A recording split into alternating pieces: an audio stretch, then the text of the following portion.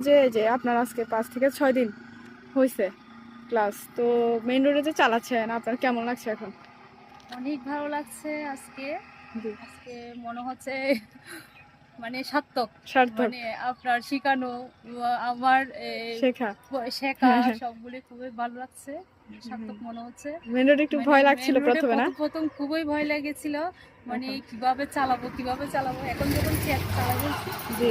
মনে হচ্ছে মানে একটু শান্তি মনে হচ্ছে। হ্যাঁ, মানে যেন চালিয়ে। আসলেই পারছি। হ্যাঁ, আসলে পারছি। ইনশাআল্লাহ রোডে চালাইতে পারবেন। হ্যাঁ, ওই দক্ষতা তো অর্জন না, হইছে অন্তত। হ্যাঁ, আপনার আসলে আর কি আপনার সাহায্য না হলে তো হতো না, হ্যাঁ, জি। হেল্পের জন্য। যাই হোক, আপনার অনুপ্রেরণায়, আপনার সহযোগিতায় আমার মানে খুবই ভালো লাগছে। জি।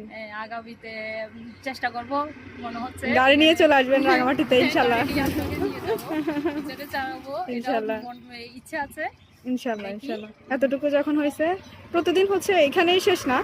আমরা প্রশিক্ষণ নিয়েছি, রোডের সিগন্যালগুলো বুঝেছি, কি করতে হবে এখন সবই জানেন। এখন হচ্ছে যে কি এখান থেকে প্রশিক্ষণ নিয়েছেন, আপনি তো কাজের জন্যই, যেহেতু আপনি জব করেন কাজের জন্যই শিখেছেন। তো সেই ক্ষেত্রে এখন আপনি নিবেন প্রতিদিন। আগে হচ্ছে গাড়ি নেওয়ার পরে গাড়িটা বুঝবেন, নিজের এলাকাতে অন্তত কয়েকদিন একটু প্র্যাকটিস করবেন। প্র্যাকটিসের কোনো শেষ নাই, শেখারও কোনো শেষ নাই, এখানেই শেষ না। তো আপনারা যত চালাবেন তত দক্ষ হবেন, ততই হচ্ছে এক্সপার্ট হইতে পারবেন, তারপর হচ্ছে ভালো রাইডার হতে পারবেন।